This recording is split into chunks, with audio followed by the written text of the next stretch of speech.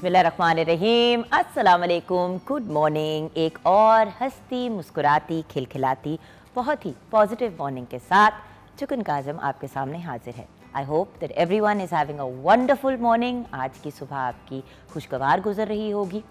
और आज मैंने बात करनी है उन लोगों की, उन इंडिविजुअल्स की जो ज़िंदगी में रौनकें लेके आते हैं, पॉजिटिविटी लेके आते हैं, जो हमारे नेशन बिल्डर्स हैं। जी हाँ, मैं बात कर रही हूँ हमारे मुल्क में जिस ग्रुप की सबसे बड़ी तादाद है उसकी, यूथ।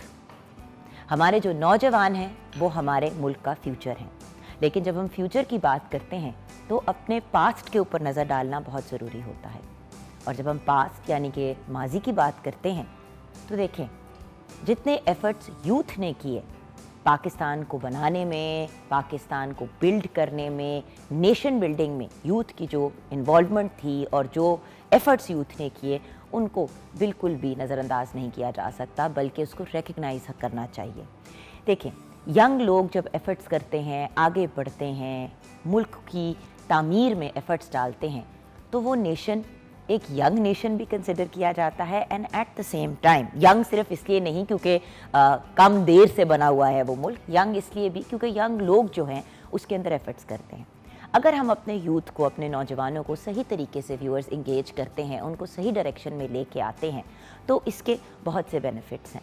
अब देखिए व्यूअर्स, छोटी सी बात है, अगर हम अपने यूथ को सही गाइडेंस देते हैं, उनको मोटिवेटेड रखते हैं, उनको पॉजिटिव रखते हैं, तो उनकी जो आउटलुक है या उनका दुनिया को देखने का तरीका है वो भी पॉजिटिव हो जाता है। और उस पॉजिटिविटी के साथ फिर वो मेहनत भी उतनी करते हैं और आगे बढ़ते हैं। आजकल मुझे इतनी खुशी होती है व्यूअर्स देख के कि जो यंग लोग हैं वो किस लेवल के एफर्ट्स कर रहे हैं। आजकल जब आप ऑनलाइन देखते हैं तो बड़ी दफ़ा आपको नज़र आता है world's youngest millionaire, world's youngest billionaire. क्यों? क्योंकि अब यंग लोगों ने रियलाइज़ किया कि आपको 60-70 साल की उम्र का होना ज़रूरी नहीं है कि आप बहुत कामयाब हों या आप बहुत ज़्यादा पैसे कमाएं। अगर आप प्रॉपर तरीके से फोकस से आगे बढ़ते हैं। अब देखिए, सोशल मीडिया से ही हमारे यूथ ने यूट्यूब का कितना ब्रिलियंट इस्तेमाल किया है। कुछ लोग ऑब्वियसली गलत तरीके से सोशल मीडिया को भी यूज़ करते हैं, बट ज़्यादातर लोग सोशल मीडिया पे अपनी बिजनेसेस स्टार्ट की, वो बिजनेसेस कामयाब हुई, उनकी फिर चेन्स बनी। बहुत से लोग बहुत सा अमेजिंग काम कर रहे हैं। लेकिन यूथ को मोटिवेट करना बड़ा ज़रूरी है, उनकी हौसला अफजाई करना बहुत ज़रूरी है। यूथ के ज़ुमरे में अब कौन लोग आते हैं? जो बेसिकली 18 साल की उम्र से लेके 35 की एज ग्रुप तक के लोग हैं।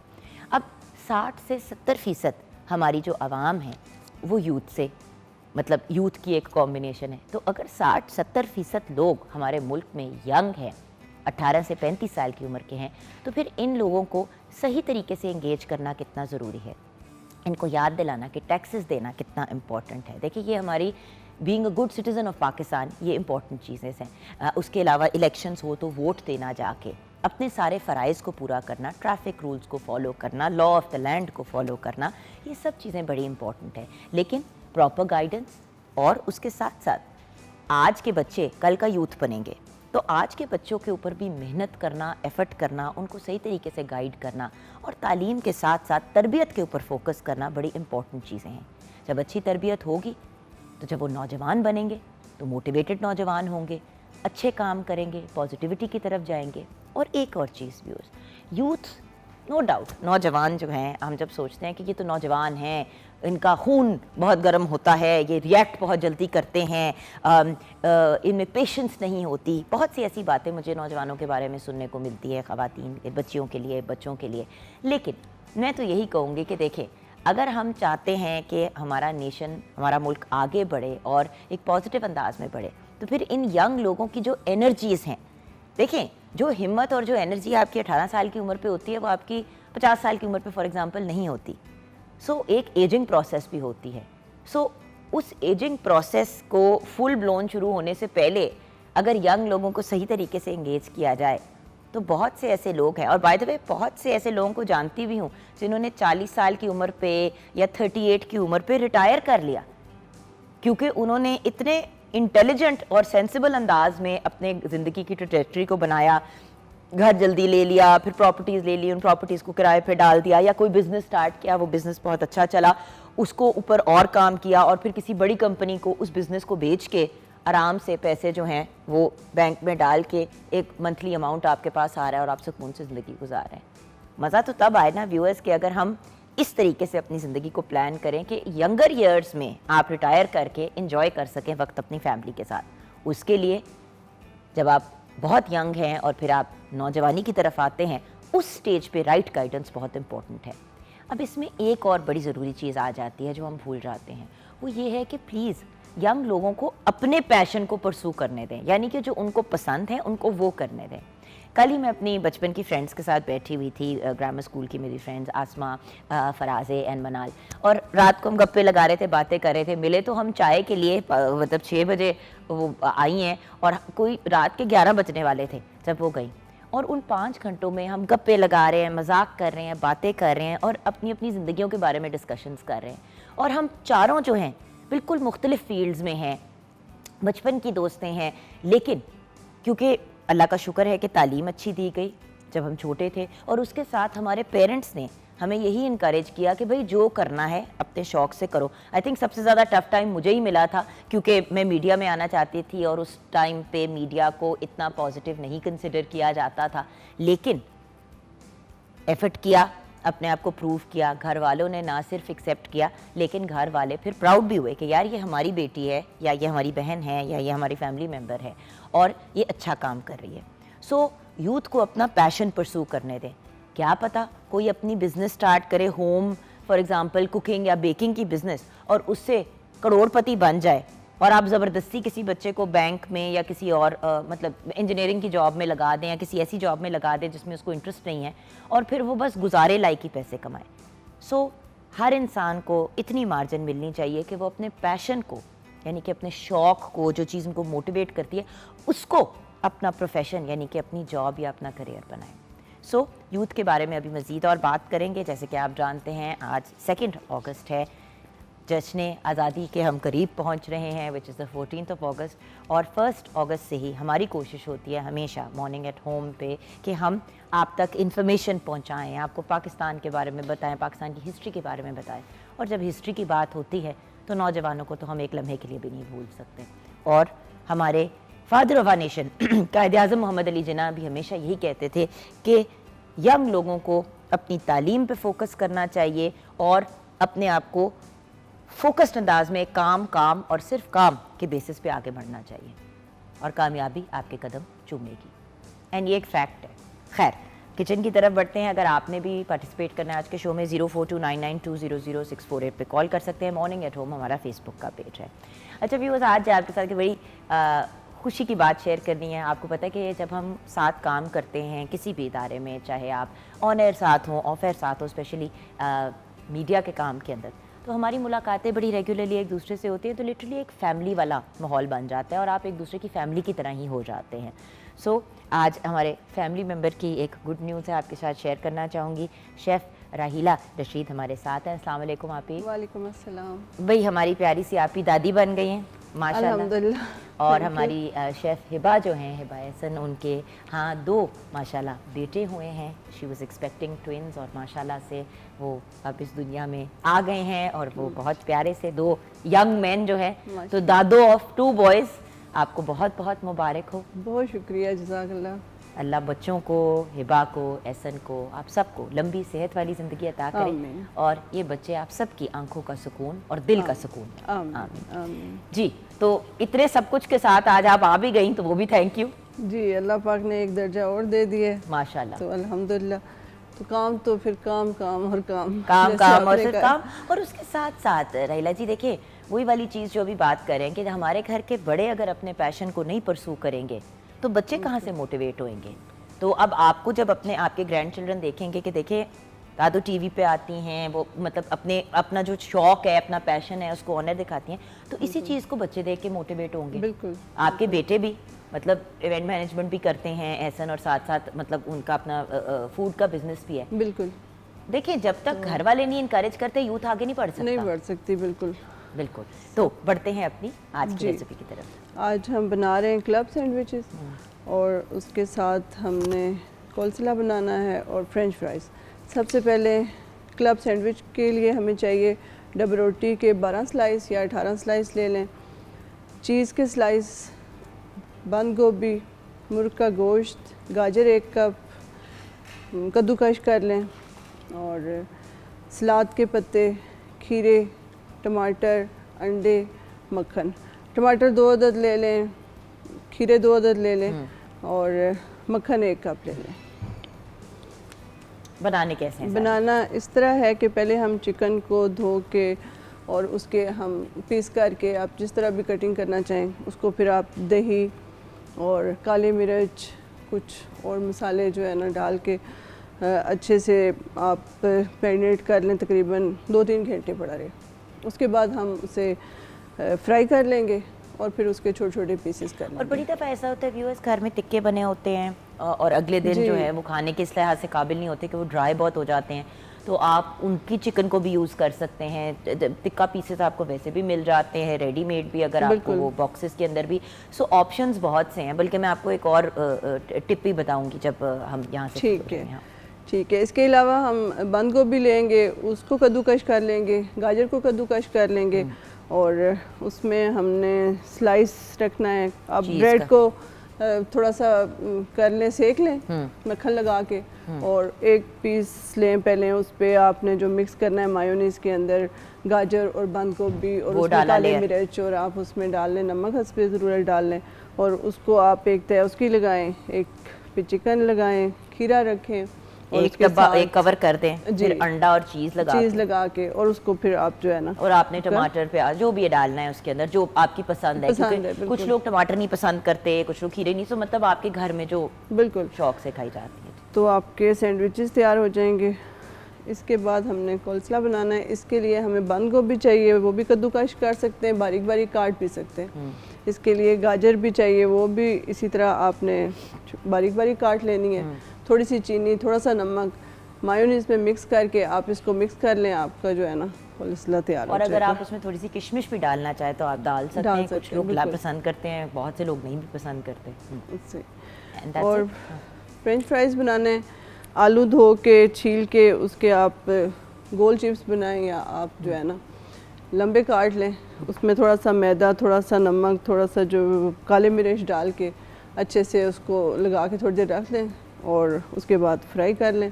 ایک بار ہاف فرائی کر کے رکھیں، اور اس کے بعد دوبارہ فرائی کریں، اس سے پھر اس سے آپ کے وہ نرم نہیں پڑیں گے، نرم نہیں پڑتے کرسپی۔ تھینک یو سو مچ آپ۔ اچھا ایک اور چیز ہے، بہت سے لوگ کہتے ہیں کہ یار ہم کہاں سے، مطلب اگر کوئی اینڈ ٹائم پہ گیسٹ آ جاتے ہیں اور ہمیں کلب سینڈوچ سرو کرنے پڑ ہی جاتے ہیں، تو اس وقت اینڈ ٹائم پہ چکن کو کہاں سے تیار کریں؟ میں نے پچھلے دنوں اسی طرح ہوا، گیسٹ آ گئے، فیصل نے نہیں بتایا کہ گیسٹ آ رہے ہیں، پھر ایک دم سے جب گیسٹ آئے تو اس نے کہا او میں بتانا بھول گیا۔ اب دیکھیں جب مہمان گھر آتے ہیں کچھ نہ کچھ تو سرو کرنا ہی ہوتا ہے، اور ہم نے یہ کیا کہ میں نے کہا کہ بھئی جو شامی کباب ہم نے علیحدہ سے فرائی کر کے سرو کرنے ہیں، ہم شامی کباب کو ڈال دیتے ہیں چکن کی جگہ۔ تو ہم نے اسی طرح میں نے اسی طرح ایک، جس طرح آپ ہی نے بتایا، ایک لیئر ہم نے وہ سیلڈ وغیرہ کی لگائی، اس کے اوپر شامی کباب لگایا، اس کے اوپر ایک سلائس وہ ایک بریڈ کا رکھا، اس کے اوپر ایگ اور اس کے اوپر چیز لگا کے ٹماٹر، پیاز اور کھیرا ڈال کے اس کو کلوز کر دیا، پھر اس کو تھوڑا سا ہم نے گرل بھی کر لیا۔ اچھا ایک اور آپشن یہ بھی ہوتا ہے کہ آپ اسی طرح جب سینڈوچ کو بنا رہے ہوں تو اس کے اندر میک شور کہ میونیز اور مکھن کی مقدار جو ہے وہ پراپر ڈالیں۔ بہت سے لوگ ڈائٹنگ کے پوائنٹ آف ویو سے نہیں ڈالتے ہیں، پھر ہوتا یہ ہے کہ وہ بہت ڈرائی ہو جاتا ہے، تو جب گیسٹ اسپیشلی آتے ہیں تو تب ڈائٹنگ والی کنجوسیاں نہ کیا کریں، کیونکہ پھر کلب سینڈوچ اگر ڈرائی بہت ہو تو وہ حلق سے نہیں اترتا۔ سو میک شور کہ جب بھی سینڈوچ بنائیں اس کے اندر اتنا وہ جو کہتے ہیں نا سافٹ کرنے والا، بٹر ہو گیا، مکھن ہو گیا، مسٹرڈ ہو گیا، میونیز ہو گیا، جو بھی چیزیں لگا رہے ہیں وہ لگائیں ضرور، تاکہ اس کا فلیور زیادہ آئے اور وہ بہت ڈرائی نہ ہو۔ خیر چھوٹی سی بریک کی طرف جائیں گے، بریک کے بعد واپس آئیں گے تو اپنے یوتھ سے ریلیٹڈ ہی گفتگو کریں گے، آپ ہمارے ساتھ رہیے گا۔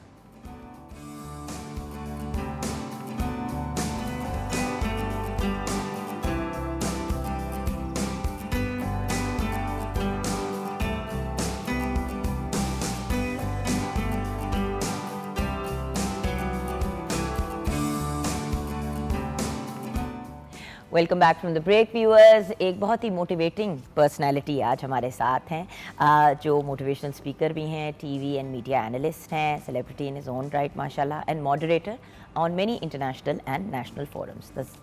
تصدق گیلانی صاحب ہمارے ساتھ ہیں. السلام علیکم سر. وعلیکم السلام.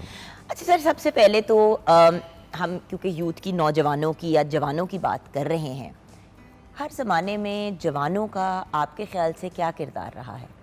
تو بیسیکلی آپ دیکھیں نا in the history of the world, میں صرف پاکستان کی نہیں بات کری, پاکستان پہ جنرلی اسپیکنگ, تو کسی بھی ہسٹورک موومنٹ میں آپ دیکھ لیں, کسی ہسٹورک انیشیٹو میں دیکھ لیں, یا جو بھی ہماری اسلامک اور مذہبی ہسٹری ہے اس حساب سے بھی دیکھ لیں, تو there are always two things. One is the wisdom, the leadership, the strategy which comes from the senior person, and the major thing is the energy, the contribution, the power to implement, that comes from the younger generation.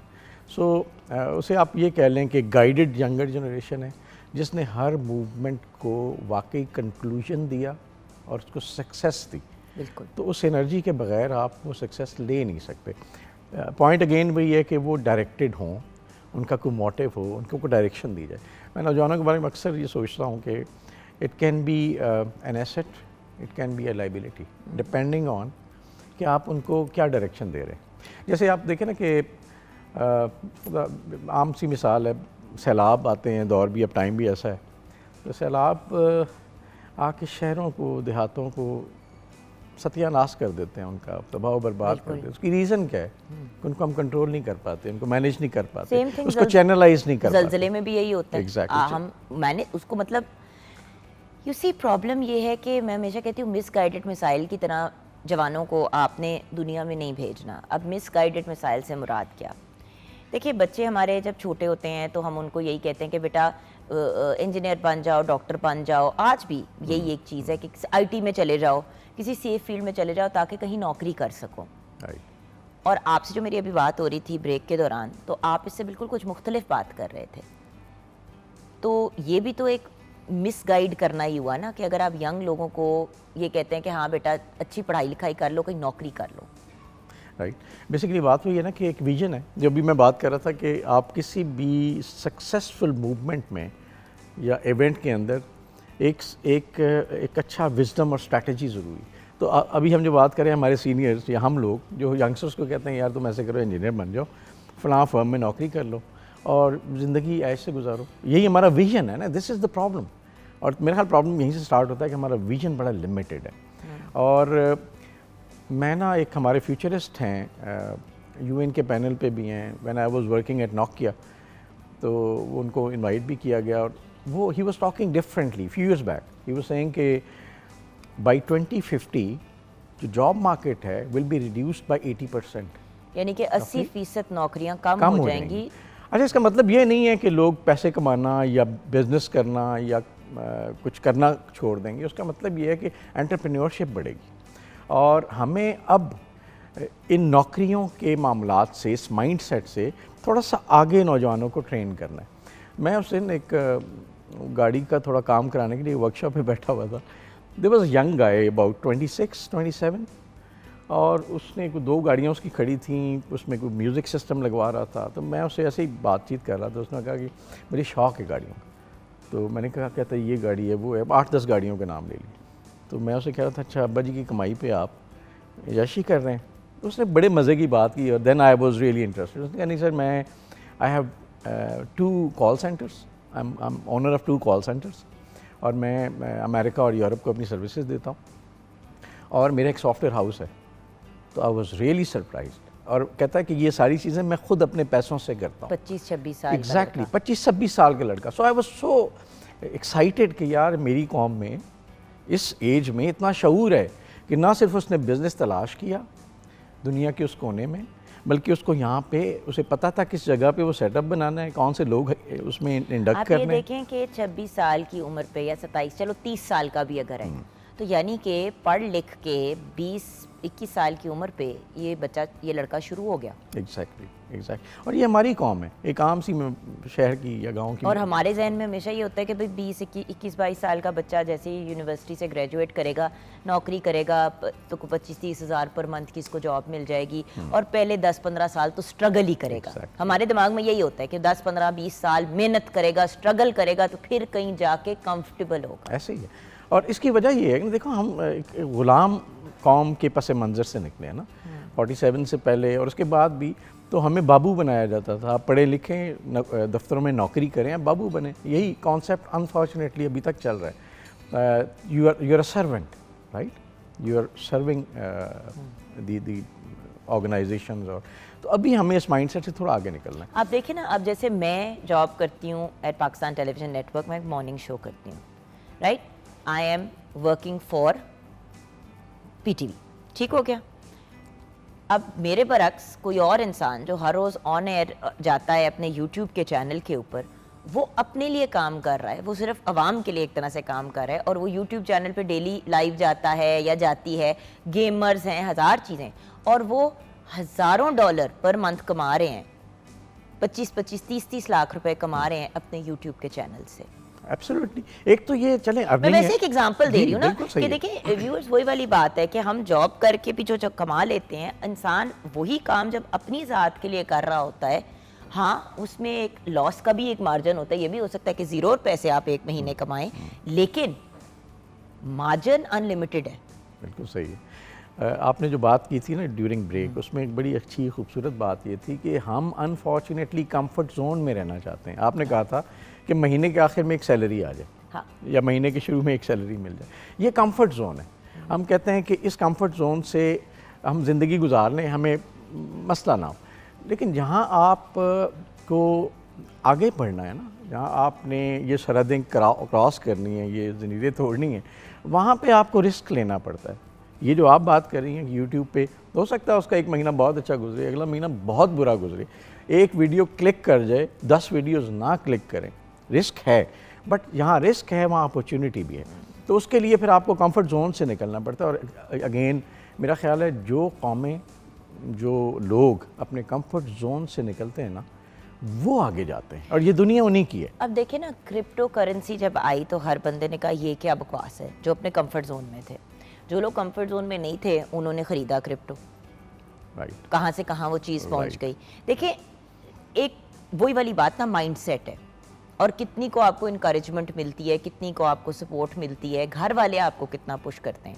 اگر گھر پہ یہی ہے کہ یہ کیا کر رہی ہو یا کیا کر رہے ہو, کوئی نوکری کرو, یہ کیا طریقہ ہے پیسے کمانے کا, گھر پہ بیٹھ کے کیسے کام کر سکتے ہو.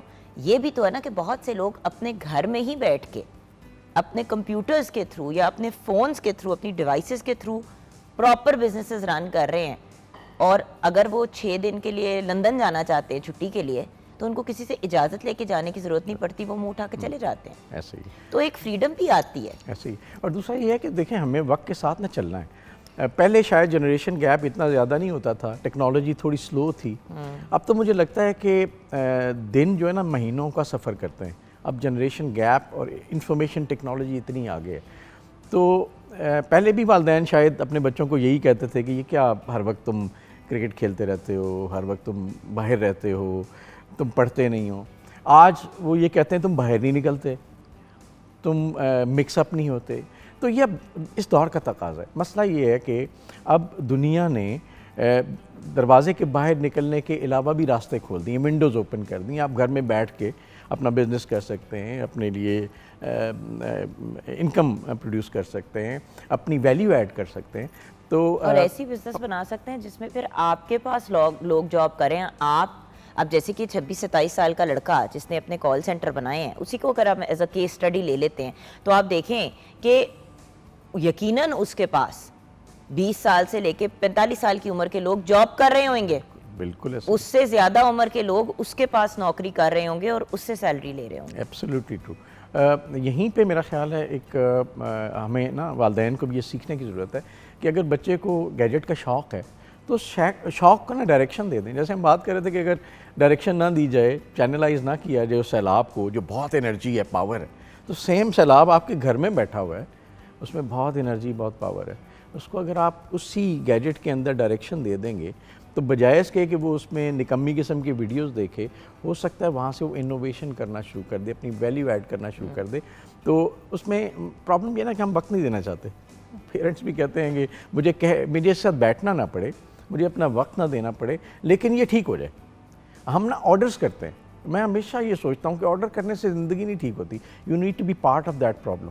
اور وہاں سے لے کے چلیں اس کو. دیکھیں میں یہ ایک میں نے پوسٹ اس دن پڑھی اور وہ پھر میں نے اپنے اس پہ سوشل میڈیا پہ بھی لگائی, اپنے انسٹاگرام پہ, کہ مطلب سٹوریز میں, کہ میں وہ ماں بننا چاہتی ہوں اپنی اولاد کے لیے جو جب کوئی غلط کام کرے تو یہ نہ سوچے کہ میری ماں مجھے مار دے گی, بلکہ وہ یہ سوچے کہ آئے ہائے میں مسئلے میں پھنس گیا ہوں, ماما کو فون کرتے ہیں. یہ ایک بڑی امپورٹنٹ چیز ہے جو بچوں کو اپنے ماں اور باپ دونوں کے بارے میں ہونی چاہیے. اگر آبویسلی آپ ایک نیوکلیئر فیملی میں رہتے ہیں, اگر خدا نخواستہ ڈیورسڈ ہیں یا ویڈوڈ ہیں, وٹ ایور, پھر تو جو بھی پیرنٹ فگر ہیں, ماں ہو گئی, باپ ہو گیا, ان سے خوف زدہ نہیں ہونا چاہیے. کیونکہ جب وہ خوف کا ایلیمنٹ, دیکھیں ہم چھوٹے تھے یہی ہوتا تھا, ڈر لگتا تھا ماں باپ سے, جس کی وجہ سے ہماری کمیونیکیشن بھی اپنے ماں باپ کے ساتھ بہت کم تھی اور پھر تعلقات بھی بڑے آڈ سے ہوئے. آج کے بچے مختلف ہیں, ان کو لاڈ چاہیے, وہ آپ سے مانگ لیں گے. which is good.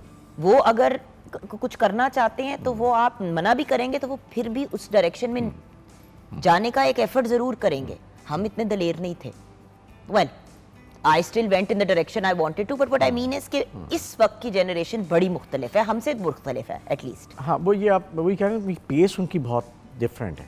ہماری پیس شاید کم تھی, لیکن میں وہی کہوں گا کہ ہم نے بھی وہی کیا, زمانے کے ساتھ ہی ہے نا, ہم نے بھی وہی کیا جو ہم چاہتے تھے. پیرنٹس بے شک ہمیں کسی اور ڈائریکشن میں لے کے جانا چاہتے ہوں تو مطلب وہاں پہ ول پاور ینگسٹرز کی ہوتی ہے اور وہ چلے جاتے ہیں اس طرح, لیکن یہاں پہ پیس بہت ڈفرینٹ ہے. تو یہاں پہ آپ کو ان کو اسپیس لینے کی ضرورت, جیسے آپ نے کہا کہ اگر وہ گھر میں بیٹھا ہے, اور یہ دور نا سائیکلوجیکل چیلنجز کا دور ہے. اس میں پہلے آپ لوگوں سے مکس اپ ہوتے تھے, لوگوں سے بات کرتے تھے, تھوڑا جو پریشر تھا وہ کم ہوتا تھا. جیسے اب پہلے ایک پروگرام میں ہم نے بات کی تھی کہ دوست آپ کو اوور تھنکنگ سے نکال دیتا ہے, کسی آپ کو یاد ہوگا, اور غلط دوست آپ کو اتنا اوور تھنک کراتا ہے کہ آپ کا دماغ خراب ہو جاتا ہے. وہ پھر آپ کی چوائس ہے. یہی تو بات ہے, رائٹ ڈائریکشن رائٹ چوائس کی طرف جائیں. اور اگر گائیڈنس ہوگی جس میں آپ مشورہ دے رہے ہیں اپنا, میرے پاس بہت سے ایسے سوال لکھے ہوئے ہیں جن میں یہ کہ ہم یوتھ کو کیسے یہ اور ہم یوتھ کو کیسے وہ. میرے خیال سے یوتھ کو بدلنے کے بجائے اگر ہم اپنی ذاتوں کو بدل لیں, اڈاپٹ کر لیں, اپنے آپ کو ذرا یوتھ کی طرح کرنے کی کوشش کریں. دیکھیں یوتھ آپ سے بات کرتا ہے واٹس ایپ پہ, وہ آپ کو وائس نوٹ بھیج دیتے ہیں. اب وہ ٹائم ہی نہیں رہا کہ کال کی اور ماں سے لمبی بات کی یا باپ سے کی. میں پہلے بہت اریٹیٹ ہوتی تھی, میں نے اپنے بیٹے حمزہ کو کہا, میں نے کہا تم نے وائس نوٹ کیوں بھیجتے ہو بھائی, آ کے کیوں نہیں بات کرتے. ہیز لائک ماما اگر ضروری, اگر میں مطلب فار ایگزامپل ٹیوشن پہ ہوں اور وہاں سے نکلتے ہیں مجھے کوئی ضروری چیز کرنی ہے تو گھر آ کے بات کر کے تو میں آپ کو وائس نوٹ کر دیتا ہوں. سو دا پوائنٹ از مجھے بڑا وقت لگا ہے اپنے آپ کو ایڈجسٹ کرنے پہ حمزہ کے حساب سے, کیونکہ وہ 17 کا ہے. بالکل ٹھیک ہے. پوائنٹ یہ ہے نا, اور یہ بڑا کریٹیکل سٹیج ہوتا ہے یہ 15-16 سال کی عمر لڑکے لڑکیوں کے لیے ٹل اباؤٹ 21-22. ان کو بھی سر پیر نہیں اپنا سمجھ آ رہا ہوتا, کچھ تو 25 سال کی عمر تک بھی کنفیوژن سے گزر رہے ہوتے ہیں. ان کے گائیڈ جو ہیں وہ اب گائیڈ ہیں, دوست ہیں. دوست سے مراد آپ کے دوستانہ والا ریلیشن ہے اپنے بچوں کے ساتھ, یا پھر آپ ایک اتھارٹی فگر ہے جن سے بچے دور رہتے ہیں. کیونکہ ہم بچوں کو ٹائم ویسے کون سا دیتے ہیں. چھوٹا بچے بھی آ کے ماما ماما ماما کرتے رہیں گے, بچے ہم جواب ہی نہیں دیتے کہ اگنور کرو, ہم اپنی بات کو کنٹینیو کرتے ہیں, جب فری ہوں گے تو دیکھیں گے. تب تک بچے کی بات اور سوچ بھی آگے نکل گئی ہوتی ہے. بالکل صحیح. دیکھیں ہمیں نا, میں نے اس سوسائٹی میں, ہماری سوسائٹی میں دیکھا ہے کہ لوگوں کو مینٹور کا پتہ ہی نہیں ہے کہ ہمیں کس سے رہنمائی لینی ہے. بھائی they are just wandering around. Boss motivational speakers کیوں اتنے پاپولر ہوئے ہیں؟ کیونکہ جو موٹیویشنل اسپیکر آپ کے گھر میں ہوتا تھا, ماں اور باپ یا نانا نانی یا دادا دادی, اب ان کے پاس یا ٹائم نہیں ہے یا ان کی بچے سنتے نہیں, واٹ ایور. تو اب بچوں کو سیلف گائیڈ کرنا پڑ رہا ہے اپنے آپ کو. تو جو گھر پہ بیٹھے ہوئے لوگ وہ سب سے پہلے اپنے آپ کو یوتھ کے حساب سے ایڈجسٹ کریں نا. نہیں بکواس نہ کرو, چپ ہو جاؤ, تم تو فضول باتیں کرتے ہو, تمہارا تو دماغ خراب ہے, یہ کیا بات ہوئی. بھئی آپ سے نہیں پوچھیں گے تو کس سے پوچھیں گے.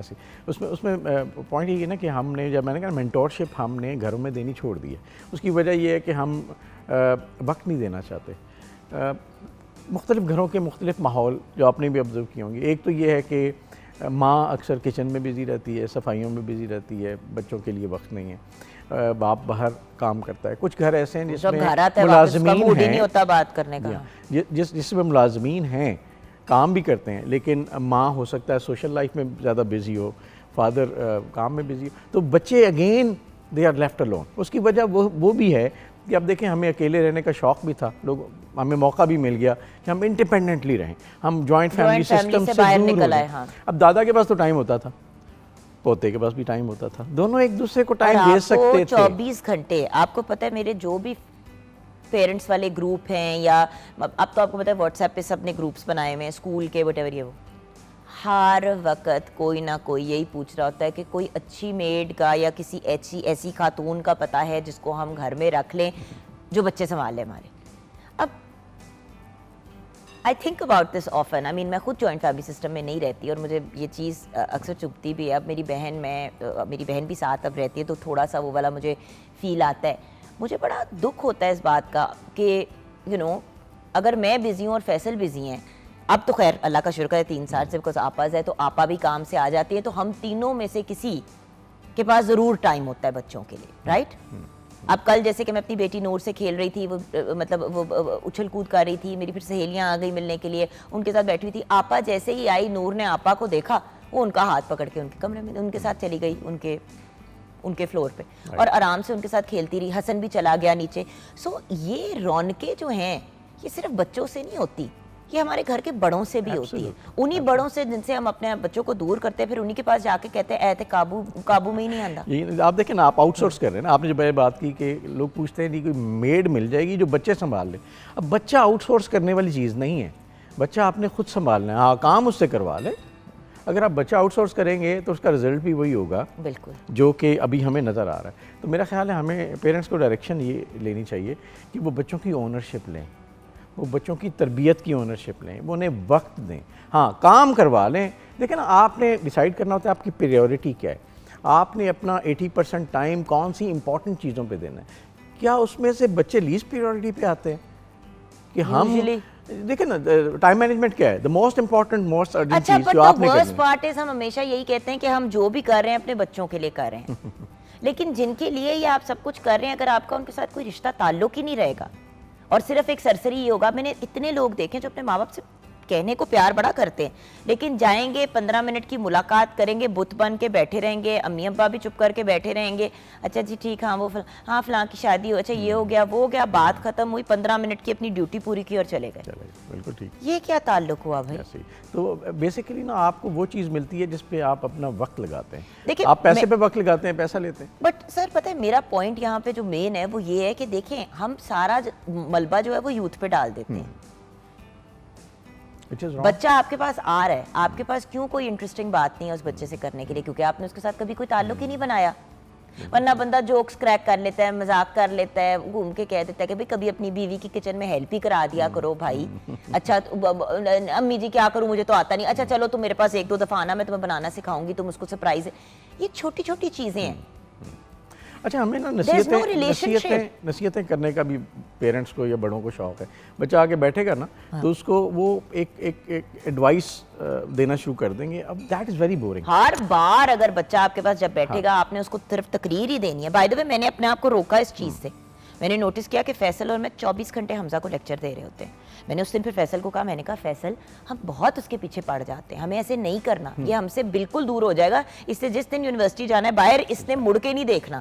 تو کہتا ہے کہ کیا کریں, وہ اس پہ نہیں, میتھس میں کمزور ہے, اردو میں. آبجیکٹو ہر بات پہ نا ایک اپنے آبجیکٹو. دیکھیں آپ دوستی کیسے ہوتی ہے, دوستی تب ہوتی ہے جب آپ کے پاس کوئی پرپز نہ ہو اور آپ بیٹھ کے ایک دوسرے کے ساتھ وقت گزار رہے ہیں. تو بچوں کے ساتھ کیا مسئلہ ہے کہ آپ ان کے ساتھ مل کے ان کی مووی دیکھ لیں, ان کے ساتھ بیٹھ کے ان کی باتیں کر لیں, ان کے دوستوں کی باتیں سن لیں. دیکھنی ہے, باتیں بھی اپنی مرضی کی کرنی ہے. میں اس دن اپنی دوست کو ملنے کے لیے گئی, اس کو ہیلوائی کرنے کے لیے, تو وہ نا اپنے بیٹی کے ساتھ بیٹھی ہوئی تھی اور بیٹی فون پہ کچھ کر رہی تھی اور ماں بولی جا رہی تھی. اچھا وہ اٹھ کے جب چلی گئی, وہ 10-11 سال کی بچی تھی, چلی گئی, تو میں نے کہا کیا ہوا, کیا اس کو بتا رہی تھی. کہتی کچھ نہیں, میں اس کو بتا رہی تھی, میں کل اپنی کزن کی طرف وہاں پہ یہ ہوا, اس نے یہ کہا, اس نے وہ کہا. اچھا بچی فون پہ کھیل رہی ہے. میں نے کہا تو وہ تو سن ہی نہیں رہی تھی. کہتی ہاں لیکن میرا دل چاہتا ہے ہم کوئی بات کریں, کچھ کمیونیکیٹ کریں. تو میں نے کہا پھر اس کے انٹرسٹ کی بات کرو, اس کو فیملی گوسپ کیوں سنا رہی ہے, وہ بچی انٹرسٹڈ ہی نہیں ہے. اس سے اس کی دوستوں کے بارے میں پوچھو, اس کا انٹرسٹ پوچھو, کسی ایسی چیز کے بارے میں پوچھیں جس کے بارے میں اس کو پتہ ہے لیکن آپ کو نہیں پتا. آپ دیکھیں جو سائنس ہمیں پیپل سائنس سکھاتی ہے کہ آپ نے کسی سے ریلیشن شپ بنانا ہے تو آپ اس کے انٹرسٹ کی باتیں اس سے پوچھیں. اس سے سوال پوچھیں, وہ اس کے انٹرسٹ کے, تب آپ کا ریلیشن شپ بلڈ ہونا شروع ہوگا. اب بچوں کو آپ اپنے انٹرسٹ کی باتیں بتاتے رہیں, ان کے انٹرسٹ میں ایکسپلور نہ کریں تو ان کا ریلیشن شپ نہیں بنے گا. اچھا, اینڈ میں آپ ویورز کو پیغام کیا دینا چاہیں گے؟ آج آئی تھنک ہمارا آبجیکٹیو زیادہ یہ تھا کہ پیرنٹس اور جو گھر کے بڑے ہیں ان کو گائیڈ کریں مور کہ یوتھ کے ساتھ کیسے ڈیل کریں. میرا خیال ہے بچوں پہ نا زیادہ سختی اور زیادہ لاڈ دونوں بگاڑتے ہیں, تو ہمیں جیسے ہم کہتے ہیں اکثر کرٹیسائز کرنے سے اوائڈ کریں. ان کو ایک ڈائریکشن ضرور دیں, لیکن ڈائریکشن دینے کے لیے آپ کو کنگ نہیں بننا ہوتا, آپ کو ان کے ساتھ دوستی کے ساتھ چل کے ان کو آگے راستہ دکھانا ہوتا ہے. اور دوسری بات یہ ہے کہ بچوں کو نا جو ویژنز ہیں وہ والے ضرور دیں جو آپ کے پاس ہیں, لیکن ہو سکتا ہے کہ میں زمانے میں بہت پیچھے ہوں اپنے بچے سے, ہو سکتا ہے بچہ آرٹیفیشل انٹیلیجنس کو مجھ سے بہتر جانتا ہو, لیکن میں اسے لازمی کہوں گا نہیں تم نے ڈاکٹر بننا ہے, اور ڈاکٹر بن کے تم نے, جو کہ آج سے 100 سال پرانا پروفیشن ہے. تو تھوڑا سا وقت کے ساتھ ہمیں بھی فلیکسیبل ہونا ہے, ریلیکس ہونا ہے, بچوں سے پیار بھی کرنا ہے, لیکن نہ پیار میں آگے بڑھنا ہے نہ سختی میں آگے بڑھنا ہے, تاکہ بچوں کو ایک اسپیس بھی ملے اور ان کو ایک کانفیڈنس ملے اور وہ آپ سے ہر بات آ کے شیئر کریں, پوچھیں. Thank you so much sir, bless you. Break کی طرف جائیں گے ویورز, مگر بریک میں جاتے ہوئے بس یہی کہوں گی کہ دیکھیں اگر ہم نے کبھی بھی کسی کے لیے کوئی اچھی چیز کرنی ہوتی ہے تو اس کو پوائنٹ آف ویو بنا کے ہمیں آگے بڑھنا چاہیے. اگر آپ نے بچے سے اس کی کوئی بات کرنی ہے تو اس کے انٹرسٹ کی بات کریں تاکہ وہ آپ کے ساتھ ایک ریلیشن شپ ڈیولپ کرے. اگر بچے کو کچھ کھلانا ہے اور آپ لاڈ پیار میں بنا ہی رہے ہیں تو اس کے شوق کی چیز بنا لیں. بچے کو کوئی گفٹ دینا ہے, اگر بچے کا فار ایگزامپل ریڈنگ کی طرف رجحان نہیں ہے تو زبردستی اس کو کتاب ہی کیوں دے رہے ہیں, کوئی ایسی چیز دے دیں جیسے کہ بلاکس بنا لیں, کوئی انٹرسٹنگ چیز کر لیں تاکہ بچے کے ساتھ ریلیشن شپ بنے, تاکہ بچہ جب یوتھ یا نوجوانی کی کیٹیگری میں آ جائے تب آپ کے ساتھ اس کا اتنا اسٹرانگ بانڈ ہو کہ آپ بچے کو صحیح طریقے سے گائیڈ ضرور کر سکیں. چھوٹی سی بریک کی طرف جائیں گے, آپ ہمارے ساتھ رہیے گا.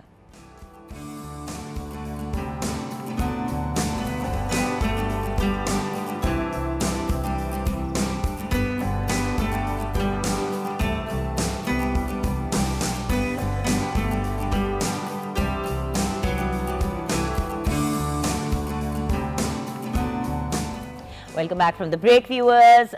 ڈاکٹر فرزانہ ارشد نے ہمیں جوائن کیا ہے. جیسے کہ آپ جانتے ہیں ہم نے ایک کاوش شروع کی ہے, ایک ہمارا سیگمنٹ ڈیلی ہوا کرے گا جس میں ہم بات کریں گے ہسٹری آف پاکستان پہ, اور ایسے گفتگو کریں گے کہ وہ آپ لوگوں کے لیے انٹرسٹنگ بھی ہو. ہم اب بلکہ یہی ڈسکس کر رہے تھے کہ ایک وقت تھا جب ہم اسکول میں پڑھا کرتے تھے تو قائد اعظم کے 14 پوائنٹس اور ویریس ڈفرینٹ چیزیں ہوتی تھی, لکھنؤ پیکٹ وغیرہ, بس کہا جاتا تھا یاد کر لو, اس کو بس یاد کرنا ہے اور ایز اٹ از آپ نے لکھ دینا ہے پیپر کے اندر.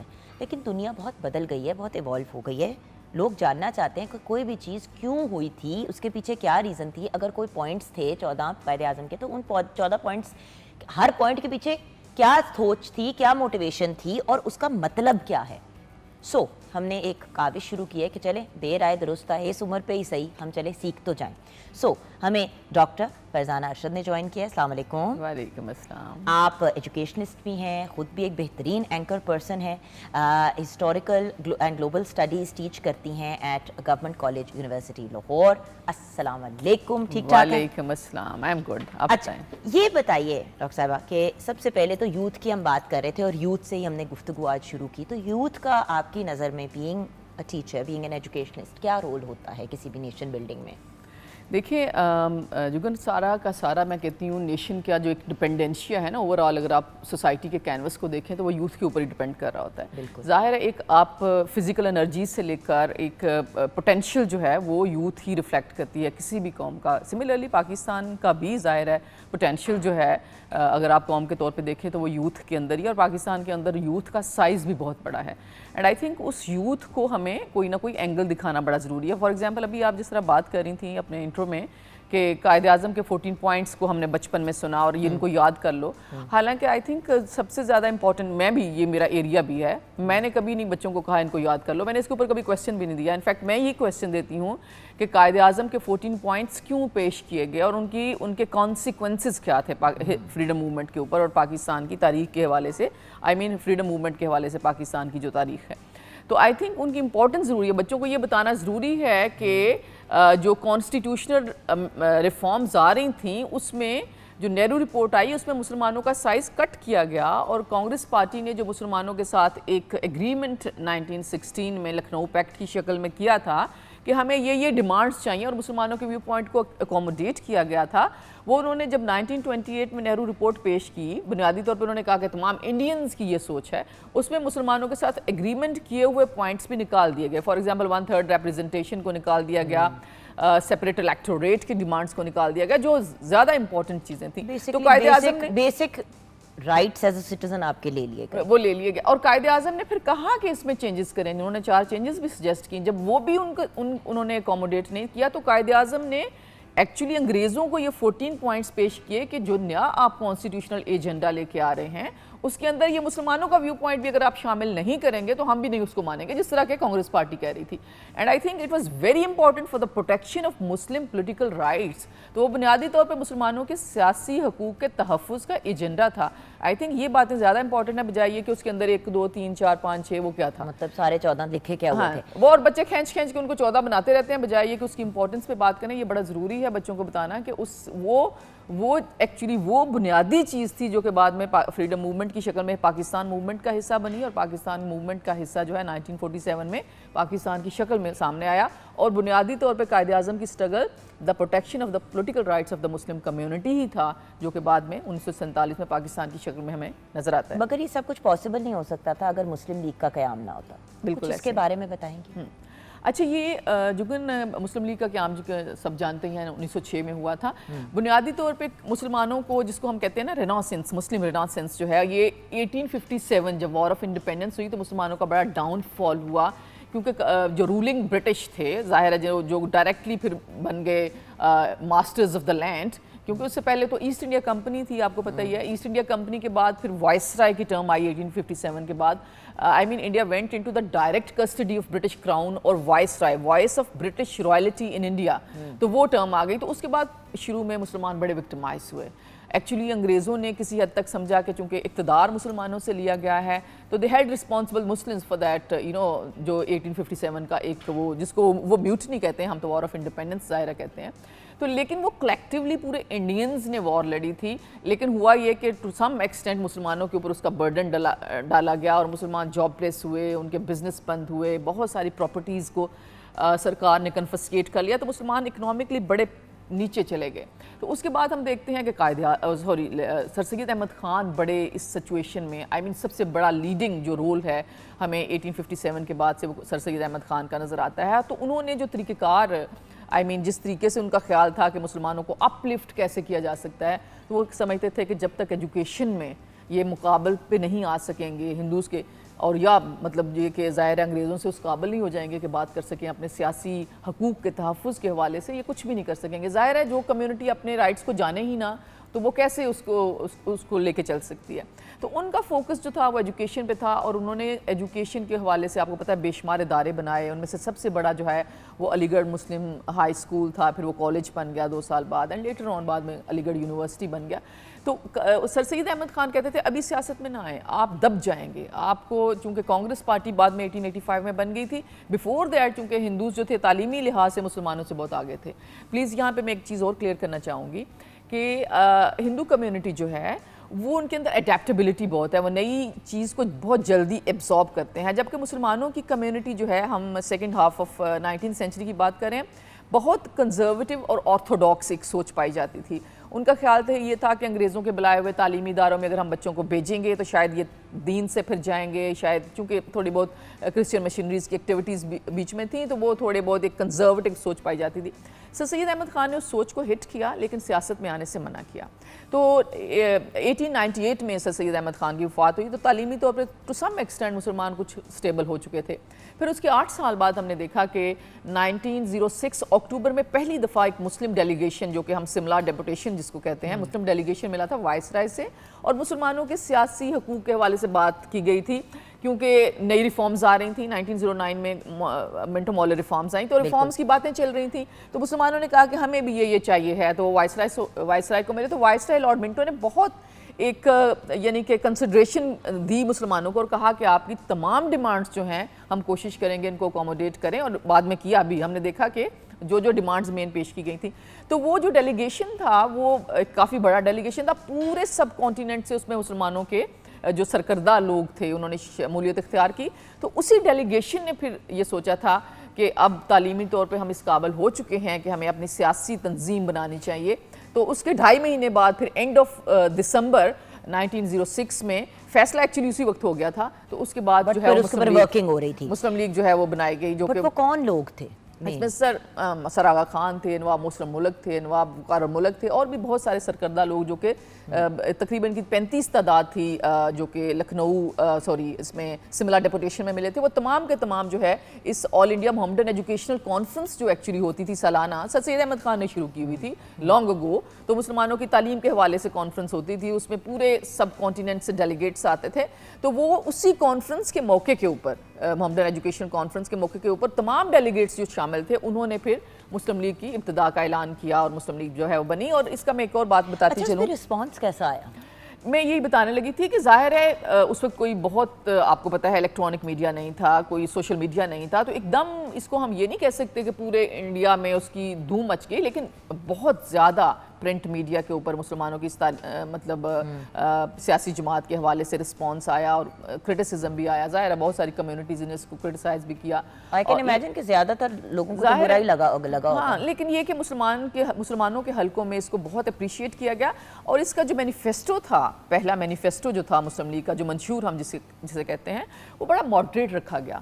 وہ کوئی اس میں فیلنگ آف ہاسٹیلٹی نہیں تھی. اس میں یہ تھا کہ مس انڈرسٹینڈنگز جو ہیں گورنمنٹ اور مسلمانوں کے درمیان میں, جو کہ پہلے سے کچھ چلی ہوئی آ رہی تھیں, کم ضرور ہو گئی تھیں لیکن ابھی بھی ایگزسٹ کرتی تھیں, ان کو ختم کیا جائے. اور ایک لائلٹی کی فیلنگ مسلم کمیونٹی میں ظاہر ہے انگریز حکومت کر رہے تھے, وہ اس کو جو ہے وہ پروموٹ کیا جائے.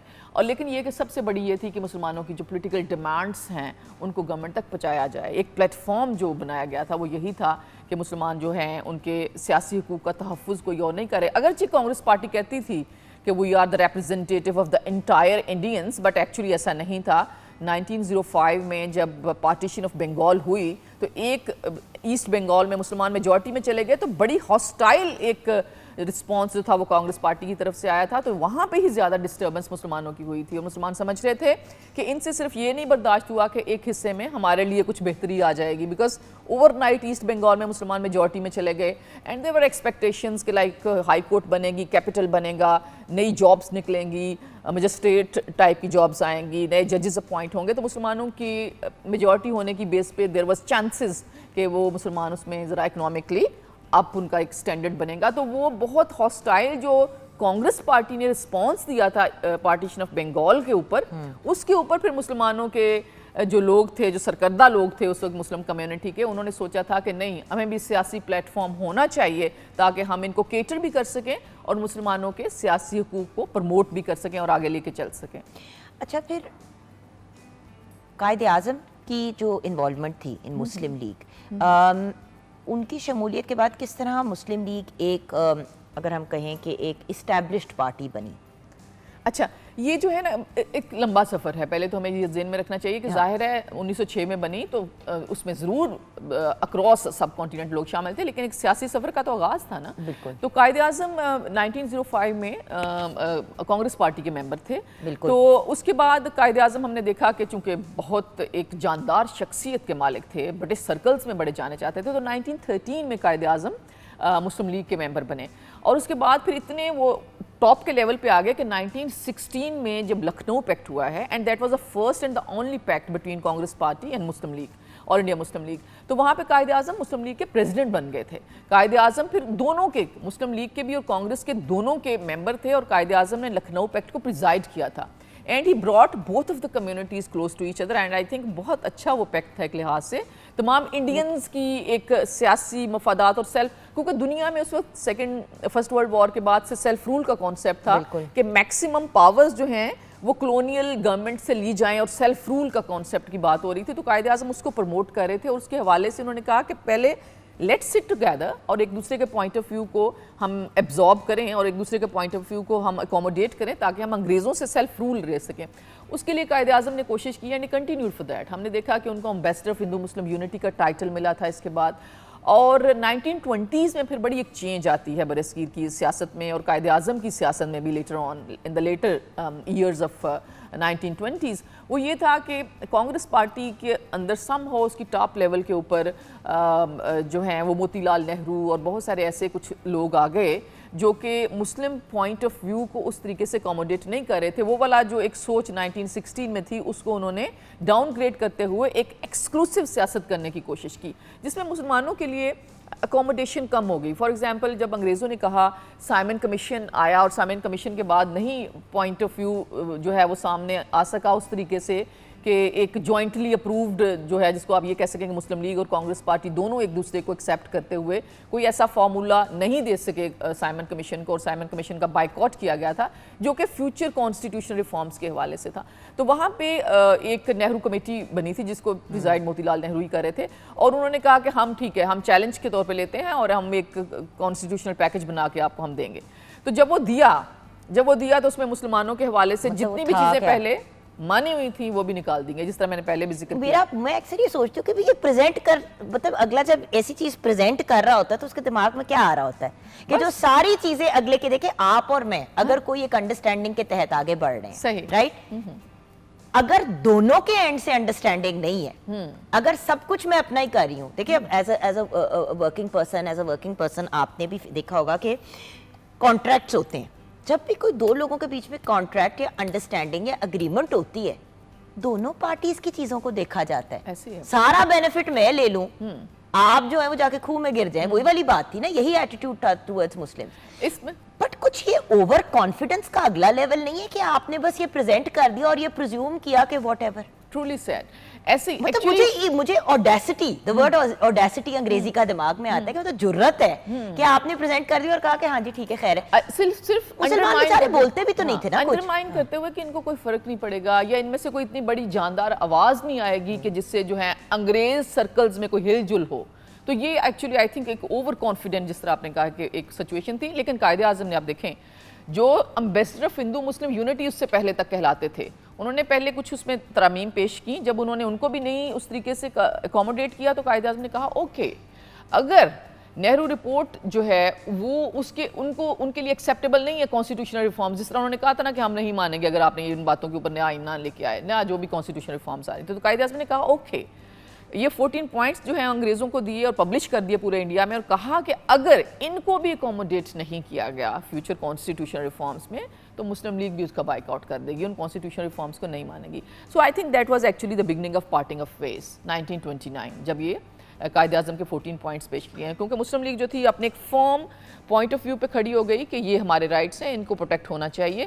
سملرلی کانگریس پارٹی نے بھی اپنا ایک جو ہے وہ ڈفرینٹ مائنڈ سیٹ جو ہے وہ اس کو شو کر دیا. تو اس کے بعد ہم دیکھتے ہیں 1929 to 1947 جو 18 سال ہیں اس میں پھر 1930s میں قائد اعظم اور مسلم لیگ زیادہ فوکسڈ ہو گئے اس چیز کے اوپر کہ جو اکٹھا ایک جوائنٹ وینچر کے طور پہ فیوچر انڈیا کا نہیں ہے اور ایک سیپریٹ کنٹری کے طور پہ چیزیں جو ہیں بڑا عرصہ کوشش ان کا ایفرٹ یہی تھا کہ کسی طرح ساتھ رہ لیں اور کسی طرح مل جل کے جیسے چلتا آ رہا ہے سلسلہ وہ چلتا آ رہا ہے, لیکن مسلمانوں کو ایک بہتر پوزیشن میں. دیکھیں پہلے بھی سلسلہ چلتا آ رہا تھا وہ کوئی خاص فیئر نہیں تھا. آئی تھنک ایک نا فکرہ اس کے حوالے سے میں کہتی ہوں کہ پوری قوم کو ہمیں یاد کروانا چاہیے, وہ یہ ہے Quaid Azam was a liberal politician, اس میں کوئی شک نہیں ہے, but he was very sensitive about the protection of Muslim political rights. مسلمانوں کے سیاسی حقوق کے تحفظ کے لیے وہ بہت سینسٹیو تھے. اور وہ سوری میم آپ کی اجازت سے ایک بات میں ضرور یہاں پہ مزید ایڈ کرنا چاہوں گی. جو میں نے پڑھا ہے جو میری انڈرسٹینڈنگ ہے, قائد اعظم محمد علی جناح بالکل بھی یہ فورس نہیں کرتے تھے کہ آپ سب کو مسلمان ہونا چاہیے, سب کو کنورٹ ہونا چاہیے, جو ایک اکراس دا بارڈر ایک مینٹالٹی ہے کہ ہر کوئی کنورٹ کر جائے تو ہندوازم. ان کا پوائنٹ یہ تھا کہ جو انسان جس مذہب کو فالو کرتا ہے اس کو اپنے حساب سے فل رائٹس کے ساتھ اپنے مذہب کو پریکٹس کرنے کی اجازت ہونی چاہیے. کوئی کسی کے اوپر کوئی چیز امپلیمنٹ نہیں کر سکتا. یہ نہیں ہے کہ عید کا موقع ہے اور سارے عید کو سیلیبریٹ کر رہے ہیں تو ان کے اوپر اٹیک کر دیا جائے, یا کوئی ہندو اپنے مندر میں عبادت کر رہا ہے تو اس کو جا کے اٹیک کیا جائے, یا اگر کوئی کرسچن چرچ میں ہے تو مطلب ہر بندے کی رائٹس پروٹیکٹڈ ہونے چاہیے. اس پوائنٹ آف ویو سے وہ بڑے لبرل, بہت لبرل تھے, اینڈ آئی تھنک بڑی انکلوسیو ان کی سوچ تھی. بالکل یہ جو ہم بات کرتے ہیں نا ambassador of Hindu Muslim unity, وہ ایک انکلوسیو سوچ تھی. اور ایکسکلوسیونیس بھی ان کے اندر اس وقت آئی ہے جب ان کو فورس کر کے میں کہتی ہوں سیاسی طور پہ دیوار کے ساتھ لگانے کی کوشش کی گئی, جب مسلم کمیونٹی کو بالکل سائڈ لائن کرنے کی کوشش کی. اس کی پریکٹیکل ایگزامپل ہے بعد میں جب یہ برٹش انڈیا ایکٹ 1935 آیا ہے تو اس کے اکارڈنگلی پھر پروونشل اسمبلیز کے 1937 میں الیکشن ہوئے. انفارچونیٹلی مسلم لیگ کوئی بڑی کنونسنگ وکٹری نہیں جیت سکی اور 8 پروونسز میں کانگریس پارٹی نے گورنمنٹ بنائی. اور وہ گورنمنٹ جو تھی اور 2.5 سال کی جو گورنمنٹ تھی میں سمجھتی ہوں اس نے صحیح معنوں میں پوری انڈیا کے مسلمانوں کی آنکھیں کھولیں اینڈ دے بیکم فوکسڈ کہ اگر سیاست مسلمانوں کی کوئی سیاست ہے تو اس کا مستقبل جو ہے وہ آل انڈیا مسلم لیگ کے ساتھ ہے. اور اس کے بعد ہم نے دیکھا کہ کس طریقے سے ایک ماس اسکیل لیول کے اوپر ایک بڑی پارٹی کے طور پہ مسلم لیگ جو ہے وہ سامنے آئی اور قائد اعظم اور آج بھی ہے اور قائد اعظم نے 2.5 سالوں میں یہ جو کانگریس منسٹریز کا فرام 1937 to 39 جو ہے وہ ایرا تھا اس میں قائد اعظم نے بڑی میسو لیول کے اوپر ماس کنٹیکٹ کمپین چلائی تھی اور لوگوں کے ساتھ رابطے کیے تھے اور اکراس دا سب کانٹیننٹ دورے کیے تھے اور لوگوں کو بتایا تھا کہ یہ جو کانگریس پارٹی کر رہی ہے اس کا الٹرنیٹو یہی ہو سکتا ہے کہ آپ مسلم لیگ کو مضبوط کریں اور مسلم لیگ کے ساتھ چلیں. اور ایسا ہی ہوا. پھر ہم نے دیکھا کہ کس طریقے سے رائٹ فرام 1940 جب لاہور ریزولوشن پاس ہوئی ہے تو پاکستان موومنٹ تو یہ 7 سالوں کی ہے نا 40 to 47. اس سے پہلے تو ظاہر ہے ہم اس کو فریڈم موومنٹ کہتے ہیں. تو یہ 7 سالوں کے اندر میجورٹی کمیونٹی سے بھی کنونس کروایا کہ پاکستان بنے گا اور کس طریقے سے انگریز بھی جو ہیں ان کو بھی پھر ایک ہی فیوچر ظاہرہ نظر آ رہا تھا کہ پیسفل سولوشن یہی ہے کہ مسلمانوں کی ڈیمانڈ جو ہے وہ پاکستان بننے کی اس کو ایکسیپٹ کر لیا جائے. اوکے سو میڈم بالکل اینڈ میں آپ کیا کہیں گی؟ بالکل اینڈ میں یہی کہوں گی کہ دیکھیں پاکستان کی جو پاکستان موومنٹ ہے before that the 90 years of freedom movement اس حوالے سے میں یہی کہوں گی کہ ینگسٹرز کو یہ بتانا بہت ضروری ہے کہ پاکستان کس طریقے سے بنا اور پاکستان کیوں انیویٹیبل تھا, پاکستان ناگزیر کیوں تھا اس سچویشن میں. اگر یعنی کہ ایک جوائنٹ انڈیا ہوتا, فرض کریں بہت سارے لوگ اس کے اوپر بھی بات کرتے ہیں اینڈ آئی تھنک ایک لبرل ویو پوائنٹ میں سب چیزوں پہ بات بھئی اگر آپس میں مل جل کے تمیز سے سب کے رائٹس اگر رسپیکٹ ہو رہے ہیں اور کوئی بھی انسان بری طریقے سے ٹریٹ نہیں ہو رہا تو ضرور ساتھ رہتے.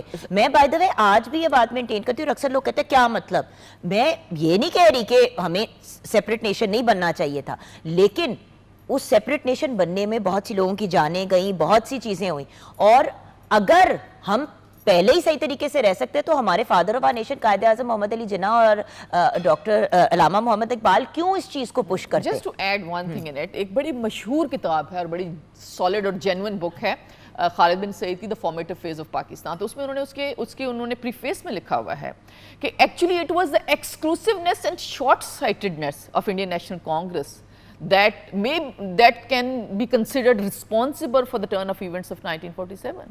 کہ 1947 میں جو پاکستان بنا ہے ان کی شارٹ سائٹڈنیس تھی کہ وہ کوئی سپیس نہیں دے رہے تھے مسلمانوں کو, اور قائد اعظم کو مجبور کیا گیا کہ آپ نے اگر اپنی کمیونٹی کو بچانا ہے تو آپ کو پھر ایک یعنی کہ ایک سیپریٹ اسٹیٹ کے طور پہ لے کے جانا پڑے گا. اور قائد اعظم نے پھر وہی کیا. ظاہر ہے وہ اپنی کمیونٹی کو بچا رہے تھے, اپنی کمیونٹی کے رائٹس کو لے کے چل رہے تھے جو کہیں پہ بھی اکوموڈیٹ نہیں ہو رہے تھے. اور آئی تھنک یہ ینگسٹرز کو جس طرح آپ نے بات کی یہ بتانا بڑا ضروری ہے کہ کس طرح سے اور کتنے ایک سمارٹ مووز کے ساتھ قائد اعظم نے اور اپنی ذہانت کے ساتھ اور اپنی جاندار شخصیت کے ساتھ انہوں نے پاکستان کے مطالبے کو نہ صرف انگریزوں کی ایک مائٹی پاور سے منوایا بلکہ اس کے ساتھ ساتھ جو لارجر کمیونٹی تھی ان سے بھی انہوں نے اپنے ایک سالڈ ویو پوائنٹ کے ذریعے سے پاکستان کے مطالبے کو بنوایا اور پاکستان حاصل کیا. تو ہمیں کس طرح سے اپنے ملک کی قدر کرنی چاہیے اور کس طریقے سے ملک کی نیشن بلڈنگ اور جس کو ہم کہتے ہیں نا کہ ملک کا نوک پلک سنوارنی چاہیے, اس کے لیے ہمیں اپنی ڈیڈیکیشن جو ہے اس کو شو کرنا بڑا ضروری ہے. Thank you so much doctor صاحبہ. ویورز یہ تھا ہمارا آج کا ہسٹری لیسن, بیکاز ہماری کوشش ہے کہ ڈیلی پاکستان کی ہسٹری کے اوپر نظر ڈالیں. سچی بات ہے میں تو اپنے آپ کو تھوڑا سا اور ایجوکیٹ کرنے کے چکروں میں ہوں اور اس کے ساتھ ساتھ ہماری نالج میں اضافہ, تاکہ جب کل کو ہم اپنے یوتھ سے اور اپنے بچوں سے بات کریں تو کم از کم ہم بھی ان کو پراپر انفارمیشن پاس آن کریں, صرف کتابوں میں پڑھی ہوئی چیزیں نہیں بٹ انڈرسٹینڈنگ کے ساتھ پریزنٹ کریں. ڈاکٹر صاحبہ کا بہت بہت شکریہ. بریک کے بعد واپس آئیں گے تو کچھ بریلینٹ ینگ اچیورز سے آپ کی ملاقات کرائیں گے. ہمارے ساتھ رہیے گا.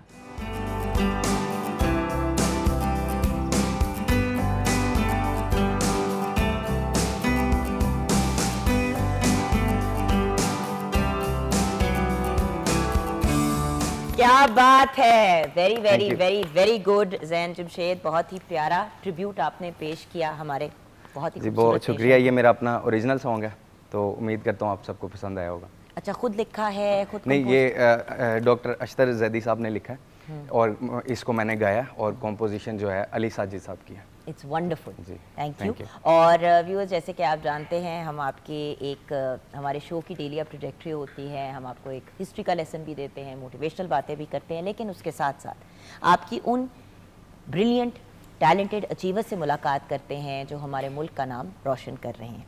उनमें से एक पर्सनैलिटी है जो पहले इंट्रोड्यूस कराना चाहूँगी। She is a very strong and independent young lady. आप रोइंग चैम्पियन हैं। राबिया अमजद हमारे साथ हैं। एशियन रोइंग चैम्पियनशिप में गोल्ड मेडल अपने नाम कर चुकी हैं। कुछ अरसे कबल होने वाली 34th नेशनल गेम्स में 4 गोल्ड मेडल अपने नाम किए माशाल्लाह से। फिर कंटिन्यूसली 4 साल से नेशनल रोइंग चैम्पियनशिप में गोल्ड मेडलिस्ट तो हैं ही, 2 रिकॉर्ड अपने नाम किए हैं और उसके साथ साथ 2015 में कबड्डी वर्ल्ड कप में भी गोल्ड मेडल अपना नाम कर चुकी हैं। अस्सलाम वालेकुम राबिया। वालेकुम अस्सलाम। Welcome to the show. Thank you so much. अच्छा देन आज क्योंकि हमारा टॉपिक भी यूथ है तो एक और यंग इंडिविजुअल से मुलाकात करते हैं जिन्होंने एशियन एथलेटिक चैम्पियनशिप में 79.93 मीटर्स का थ्रो करके, जैवलिन थ्रो करके ब्रॉन्ज मेडल अपने नाम किया। अब जैसे इमाम रज़ा athletics championship gold medallist Iran 2022 में, ASA south Africa grand pre gold medallist हैं 2022 के, नेशनल चैम्पियनशिप 2021 में गोल्ड मेडलिस्ट हैं, HEC रिकॉर्ड होल्डर हैं जैवलिन थ्रो में, ब्रॉन्ज मेडलिस्ट एशियन एथलेटिक्स में जो अभी शेयर किया। अस्सलाम वालेकुम मोहम्मद यासिर सुल्तान, कैसे हैं? वालेकुम अस्सलाम। अच्छा अब यासिर बुलाऊं कि मोहम्मद बुलाऊं? As wish. आपको बुलाते क्या हैं सारे? यासिर सुल्तान। यासिर सुल्तान सुल्तान तो यासिर बुला लेती हूँ ना। जी यासिर बुलाएं। आपको राबिया बुला लो या राबिया अमजद बुलाऊं पूरा? मैं कहा चेक कर लूँ ना फॉर्मेलिटी कितनी रखी है। अच्छा ठीक है। तो सबसे पहले यूथ का क्या किरदार होता है आपके ख्याल से किसी भी मुल्क का नाम रोशन करने में, उसकी पॉजिटिव इमेज क्रिएट करने में, उसको इंटरनेशनल और नेशनल फोरम पे एक अच्छे अंदाज में रिप्रेजेंट करने में? क्योंकि देखिए एक तो मुल्क के अपने हालात होते हैं और एक इमेज होती है जो दुनिया के सामने हमारी होती है। तो पॉजिटिव इमेज को में हम क्या रोल अदा कर सकते हैं? हमसे मुराद आप दोनों। हम यही कि हम लोग डिजाइन कर ही सकते हो। हाँ। जी जी आप भी यूथ ही हो। हाँ। बस हम यही कर सकते हैं कि अपनी गेम को और बेहतर से बेहतर करें, पाकिस्तान का नाम रोशन करें, बाहर जाएं खेलें, जैसे ओलंपिक्स होती हैं वहाँ जाएं, वहाँ जाके खेलें और पाकिस्तान के लिए मेडल लेके आएँ। तो इसके लिए यही होगा कि हमें मतलब स्पोर्ट मिले और हम लोग खेलें और आगे जाएं। जैसे अभी तक हमें अपने दम पे हम यहाँ तक पहुँचे हैं, नेक्स्ट भी हम आगे जो है वो पाकिस्तान के लिए करें। और वही वाली बात है ना व्यूज़ कि जब वहाँ पे जाएं, वहाँ पे आपकी क्या रिप्रेजेंटेशन होती है? एक तो होता है जीतना या हारना, एक आपका जनरल बिहेवियर और एक एटीट्यूड होता है। अगर आप कॉन्फिडेंट, पढ़े लिखे, सेंसिबल लोग हैं, वहाँ पे जाएंगे तो मुल्क की इमेज भी अच्छी देंगे। बड़े लोग होते हैं जो बाहर जाते हैं और मतलब अपने ही मुल्क के बारे में उटपटांग बातें करनी शुरू कर देते हैं अपने ही कॉलीग्स के साथ, ऐसे जो दूसरे ममालिक से आए हुए होते हैं। तो इसका भी बड़ा ख्याल रखना होता है ऐसे ही है कि अपने मुल्क की इज्जत और बका को एक लेवल पे रखें। जी जी मैं यही कहूँगा कि यूथ को चाहिए कि मुल्क का कोई भी मुल्क हो उसका ना ज़्यादातर इन्हिसार एक यूथ पे होता है कि वो आगे जाके क्या करेंगे, वो अपने कंट्री को कैसे रिप्रेजेंट करते हैं। तो इसके लिए ये ज़रूरी नहीं कि सारे आप प्लेयर्स ही हों, तो आप लाइफ में कुछ भी कर सकते हो। जो यंग बच्चे हैं मतलब अपना अपना एम किसी भी फील्ड में आप वो बना सकते हो और उसमें अपना हार्ड वर्क करके और उसमें अपना मुल्क का नाम रोशन कर सकते हो। बिल्कुल। देखिए हर बंदा अपना व्यूअर्स हिस्सा डाल सकता है। अब ये ऐसे देखें ही। इनकी हम तस्वीरें भी कुछ देख रहे हैं इनके जीतने की मेडल। वही बात है कि व्यूअर्स अल्टीमेटली हम लोग बहुत सी डिफरेंट चीज़ें ज़िंदगी में कर सकते हैं, लेकिन उसके अंदर हमें ये चीज़ ज़रूर इनकॉर्पोरेट करनी चाहिए कि जो भी काम करें बेहतरीन अंदाज में करें और ऐसे करें कि सिर्फ अपने इर्द गिर्द के लोग नहीं, हर बंदा वाह वाह करे। और जब हर बंदा वाह वाह करेगा तो ऑब्वियसली अब जैसे जैन ने आपने एक ट्रिब्यूट पेश किया अपने मुल्क को। आप बहुत से पॉप सॉन्ग्स और दूसरे गाने भी गाते हो जो आप अपनी ज़ात के लिए गाते हो, ये आपने अपने नेशन के लिए गाया। एक और भी इंशाल्लाह हम आपसे सुनेंगे आगे जाके मिली नगमा। बट वही वाली बात है ना कि व्यूअर्स हर बंदा अपना रोल अदा करे। अब ये बच्चे बाहर जाते हैं, हमारे मुल्क को रिप्रेजेंट करते हैं, एफर्ट्स करते हैं, वहाँ पे मेडल्स जीत के आते हैं। नहीं भी अगर मेडल जीतते तो जस्ट इनको वहाँ पे पार्टिसिपेट करने का मौका मिलता है, ये बहुत बड़ी बात है। क्योंकि बहुत से ममालिक ऐसे हैं जिनके नाम भी नहीं आते पार्टिसिपेशन की लिस्ट के अंदर। तो और देखिए वहाँ पे हमारा सेपरेट नेम नहीं आता किसी का। बिल्कुल। जैसे कि मैं बाहर जाके खेलूं, जैसे एशियन गेम्स में गई हूँ, वहाँ पे मेरा सेपरेट नेम नहीं था कि राबिया ने मेडल लिया। पाकिस्तान की हाँ जी, जो प्लेयर है या राबिया, राबिया उनको मिला। सो यही चीज़ें मैटर करती हैं व्यूअर्स, और यही चीज़ें हमने आगे ज़िंदगी में लेके चलनी है। ये लोग अचीवमेंट्स करते हैं। एक तो मैं मीडिया में भी रिक्वेस्ट करूँगी कि हमारे जो स्पोर्ट्स पर्सनैलिटीज़ जो कंसिस्टेंटली चाहे अच्छे वक्त हों बुरे वक्त हों हमारे मुल्क को हमेशा इन्होंने जाके रिप्रेजेंट किया और एफर्ट्स किया। सिर्फ क्रिकेट में नहीं, there are other sports as well. Kabaddi for example, then javelin throw کی بات ہو رہی ہے, مطلب دیکھیں اولمپکس, ایتھلیٹکس, ان چیزوں کو بھی ہمیں یاد رکھنا چاہیے, ان کو بھی وہ ویلیو اور امپورٹنس دینی چاہیے. اسکواش ہے, دیر از ہاکی, ہاکی از آ نیشنل اسپورٹ. تو ان سب میں جب لوگ اچیومنٹس کر کے آتے ہیں تو ان کو پھر چینل پہ, not just the state channel, ہم تو بلاتے ہی ہیں, یس لیکن ہر چینل کو ان کو ہائی لائٹ کرنا چاہیے. ہیروز تو یہ ہیں, دیکھیں ہیروز ایک نیشن بناتا ہے, آپ گھر بیٹھے ہیرو نہیں بن جاتے. ایسے ہی ہے. ہماری ایک ایک میڈلز کے پیچھے ہماری جو جرنی ہوتی ہے نا, یو کانٹ بلیو اٹ, ہم آپ کو وہ بتا ہی نہیں سکتے, ہم وہ ورڈ ڈسکرائب ہی نہیں کر سکتے کہ جو ہمارے ساتھ پینفلی ہم اپنے اوپر جو ہے اسے کرتے ہیں کہ جی ہمیں میڈل لینا ہے, صرف اس کے لیے ہم کتنا پین جو ہے نا وہ فیل کرتے ہیں, یہ ہم لوگوں کو بتا ہی نہیں سکتے. اور آپ کی جرنی, چلیں آپ کی جرنی سے شروع کرتے ہیں. نائل کپٹیو, اپنی جرنی کے بارے میں ذرا سا بتائیں. جی میں فرسٹ ایئر میں تھا جب میں نے یہ گیم سٹارٹ کیے. بڑے بھائی میرے ایتھلیٹ تھے, فیصل ان کا نام ہے, تو وہ کیا کرتے تھے؟ وہ لانگ ریسر تھے, رننگ کرتے تھے. اب جیولن تھرو ذرا آؤٹ آف دا باکس چیز ہے ایٹ لیسٹ ہمارے ملک کے پوائنٹ آف ویو سے, اس لیے آئی واز ونڈرنگ. جی میں بتاتا ہوں تھوڑا. تو وہ پلیئر تھے, تو بس یہی تھا کہ میں بھی کچھ گیم کروں, کوئی نہ کوئی ایونٹ ہوتا ہے. ایتھلیٹکس میں کافی ایونٹ ہوتے ہیں, تو میں تھوڑا ہیلدی تھا, تو اس لیے بھاگنا, اب تو میں فٹ ہوں ماشاءاللہ سے, تو تب ہیلدی تھا جب گیم سٹارٹ کی تھی, تو اس لیے تھروئنگ کر سکتا تھا اس ٹائم. رننگ مجھے ذرا خود بھی مشکل لگتی تھی, تو ایسے ہی بس انہوں نے مجھے جیولن لا کے دے دیا چھوٹا سا, جب لکڑی کا چلتا ہوتا تھا, تو ادھر سے اسٹارٹ کیا. بس ایک بار وہ 12-13 میں وہ یوتھ فیسٹیول ہوا تھا, ادھر میں جیتا تھا مطلب اسکول سے, تو اس کے بعد آج تک لگا ہوا ہوں, بس ایسا ہی شوق چڑھ گیا. ماشاءاللہ, اسی طرح لگے رہو اور اسی طرح ایفرٹس کرتے رہو. آپ کی سٹوری کی طرف بھی آؤں گی, kabaddi and then rowing. Kabaddi تو چلو پھر بھی پاکستان میں اب خواتین آگے آ رہی ہیں, روئنگ اگین پاکستان ایک ایسا ملک ہے, تو اس پہ بھی میں بات کروں گی, لیکن چھوٹی سی بریک کے بعد. رابعہ کی کہانی جاننی ہے تو ہمارے ساتھ رہنا پڑے گا.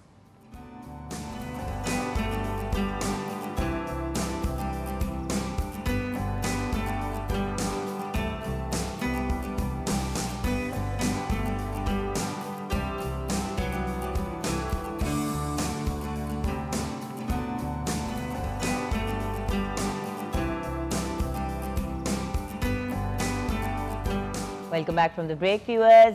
کچن میں جیسے کہ آپ دیکھ رہے ہیں سینڈوچز تیار ہے. جی آپ کی کیا سچویشن ہے؟ جی سینڈوچز تیار ہیں, کالن سلاٹ تیار ہے, اور چپس ریڈی ہو رہے ہیں, وہ میں گرم گرم ابھی گرم گرم ہم ان کو سرو کریں گے. وہی والی بات ہے ریویوز, فرینچ فرائز تو گرم گرم ہی مزے کے ہوتے ہیں. پچھلی دفعہ کب کہے تھے فرینچ فرائز؟ کوئی 1 سال پہلے. ہاں, تو کیا سٹوری ہے آپ کی رابعہ؟ پہلے تو میں بیف کروں گی روئنگ کے بارے میں. روئنگ بہت پرانی ہے. پہلے لوگ جب اپنا لائک سامان لے کے آتے جاتے تھے نا, تو لائک اس کے بعد وہ انجوائے کرنے کے لیے نا ریسز لگاتے تھے بورڈز کی نا. تو لائک جب ماڈل اولمپکس آئی تو انہوں نے اس کو ریس میں جو ہے نا وہ شامل کر لیا. سو اب جو ہے وہ ماڈل اولمپکس کی وجہ سے ماڈل روئنگ جو ہے وہ لائک اب واٹر روئنگ اور اس طرح اس کی جو ہے نا وہ آرگو روئنگ. لیکن پاکستان جیسی جگہ پہ آپ روئنگ کر کیسے سکتے ہو؟ کہاں پہ کرتے ہو, کہاں پہ پریکٹس کرتے ہو؟ بہت جگہ ہیں پاکستان میں. نہیں بٹ یہاں پہ کیمپس پہ ہے, کلب بنا ہوا ہے ہمارا. اچھا, اور اس کے علاوہ اسلام آباد, اور وہاں پہ اتنی بڑی اسپیس ہے کہ روئنگ آپ کر سکتے ہیں. ٹھیک ہے, وہیں سے ہم لوگ انٹرنیشنل پلیئرز جتنے بھی ابھی تک روئنگ کے پلیئرز ہیں نا انٹرنیشنل, میں ہو گئی یا باقی بچے ہیں, وہ سب اسی کلب سے تیار ہو کے نکلے ہیں. Wonderful, that's amazing. اور دیکھیں آپ ہمارے پاس اتنی اپرچونٹی بھی نہیں ہے, اور پھر بھی ہم لوگ جو ہے نا وہ ٹریننگ کر رہے ہیں اور نکل رہے ہیں, آگے جا رہے ہیں. کیسے آئی اس طرف روئنگ میں, کیسے آ گئی وہی نہیں مجھے سمجھا رہی. مجھے بچپن سے ہی نا بس اپنا نام بنانا اور لائک پاکستان کے لیے کچھ کر کے دکھانے کا ایک جو جنون ہوتا ہے نا, وہ مجھے بہت آگے کرتا تھا کہ نہیں مجھے کرنا ہے کچھ. ٹھیک ہے, تو اس وجہ سے میں اس جرنی میں پہنچتی ادھر تک پہنچ گئی. نہیں بٹ روئنگ کے لیے سلیکٹ کیسے ہوئی, کبڈی میں کیسے آئی؟ لائک پہلے گھر والوں کا کیا ریسپانس؟ یہاں HEC ہوتی ہے پہلے, لائک کالج یونیورسٹیز کی گیمز, پھر نیشنل ہوتی ہے, اور نیشنل کے بعد انٹرنیشنل ہوتا ہے. تو پہلے کالج لائف پہ کھیلی, لائک میرا ویٹ بہت زیادہ تھا, اس سے بھی زیادہ تھا, تو ویٹ کم کرنا تھا, تو اور کچھ دکھا نہیں, تو میں نے کہا چلو گیم پہ چلی جاتی ہوں. لائک گیم سٹارٹ ہوئی, کالج میں گیمز ہو رہی تھی, تو سب نے کہا یار تم موٹی ہو, تم نہیں کر سکتی, تم لائک ایک تو یہ کرنا پلیز چھوڑ دیں, تمہاری ہائٹ نہیں ہے, تمہارا بس تم بہت پتلی ہو, تم بہت موٹی ہو, بھائی جس نے کرنا ہے وہ کرے. اب آپ بھی, آپ نے بتایا کہ تھوڑا سا آپ ہیویئر سائڈ پہ تھے اور آپ نے اسپورٹس کھیلنی شروع کی, اور آپ مطلب پہلے ہی آپ ڈسکریج کر دیتے ہیں لوگوں کو. پاکستان میں ٹیلنٹ کی کمی نہیں ہے, پاکستان میں صرف ایک چیز کی کمی ہے, اور وہ یہ ہے کہ یار تم یہ نہیں کر سکتے تم وہ نہیں کر سکتے بس. اس کے علاوہ پاکستان میں ہر چیز, ہر انسان, ہر بچے میں پھوٹ کے ٹیلنٹ بھرا ہوا ہے. ایون کہ روئنگ میں ہماری جو لائٹ ویٹ کی لڑکیاں ہیں, لڑکے ہیں, انتہا درجے کے ان کے پاس ٹیلنٹ ہے. وہ باہر جا کے اولمپکس میں بھی جو ہے وہ میڈلز لا سکتے ہیں, لیکن کیا ہے کچھ بھی نہیں, جانے ہی نہیں دیتے, باہر جانے ہی نہیں دیتے. تو وہی والی چیز ہے نا ویورز کہ آئی تھنک ہمیں اپرچونیٹیز اگر کریٹ کرنی ہے, پلیٹ فارمس کریٹ کرنا ہے, تو پھر ان پلیٹ فارمس کے تھرو ہمیں ایسی چیزیں بھی کریٹ کرنی چاہیے کہ ینگ لوگ, اسپیشلی ہمارے جو ایتھلیٹس ہیں, لڑکیاں لڑکے دونوں, ان کو موقع ملے کہ وہ باہر جا سکیں اور ہمیں ایکچولی ریپرزینٹ بھی کر سکیں. اس کے لیے میں کارپوریٹ سیکٹر سے ضرور اپیل کرنا چاہوں گی. دیکھیں گورنمنٹ اپنے اینڈ پہ جتنی سپورٹ کر سکتی ہے کرتی ہے. پرابلم دیکھیں, وی آر اے نیشن جو ابھی بھی اپنے آپ کو پیروں پہ کھڑا کر رہا ہے. ہیلتھ ڈپارٹمنٹ کے اپنے ایکسپینسز ہیں, ہیلتھ کے ایریا کے اندر ایجوکیشن کے اپنے مسائل ہیں, تو ان سب چیزوں پہ فوکس ہو رہا ہے. ایٹ لیسٹ کارپوریٹ سیکٹر جو اتنے پیسے خرچ کرتا ہے دوسری چیزوں پہ, اپنے اشتہار بنانے پہ, دوسری چیزوں کرنے پہ, اگر ہر برانڈ جو ہے 2-3 ینگ ایتھلیٹس کو لے لے اور ان کو اسپانسر کرنا شروع کر دے تو بہت بہتر ہو سکتی ہے سچویشن فائنینشلی بھی. بہتر نہیں, بہت بہتر ہو سکتی ہے, کیونکہ دیکھیں ابھی ہم سب بچے جتنے بھی اسپورٹس کے بچے ہیں اور بہت سی موسٹلی جو انٹرنیشنل پلیئرز ہیں, ان سے کبھی ان کی سٹوریز پوچھیں نا آپ, وہ سب اپنے ہی خرچے پہ گئے ہوتے ہیں. انہیں اور کسی نے سپورٹ نہیں کیا ہوتا, اور ان کی جرنی ایسی پینفل ہوتی ہے کہ سن کے مطلب آنکھوں میں آنسو آ جاتے ہیں کہ یار مطلب لائک ایسا ہوتا ہے. اور سیریسلی ہمارے ساتھ بھی ایسے ہی ہوتا ہے, لائک ہمیں آگے جانے نہیں دیتے. ہمیں مطلب لائک اگر کوئی جا رہا ہے, ڈیزرو کرتا ہے, تو اس کو کوئی نہ کوئی ایشوز کر کے, مطلب اس کا اگر کوئی ایشو ہے تو اس کو وہیں پہ چھوڑ دیتے ہیں, سائڈ لائن کر دیا.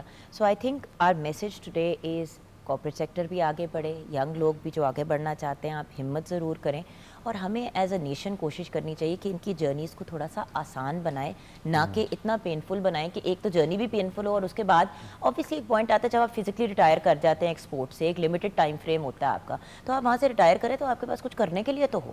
خیر, thank you so much, bless you guys, thank you. آپ ہی کا بھی آئی تھنک فرائز ہمارے فرائی ہو گئے ہیں. اینڈ دین آپ اب ہمیں کیا گیت, کیا ملی نغمہ سنا کے؟ جی میں آپ کو سنانے جا رہا ہوں one of my very very favourite songs, میرے وطن یہ عقیدتیں اور پیار تجھ پہ نثار کر. جی آ جائیں. ہاں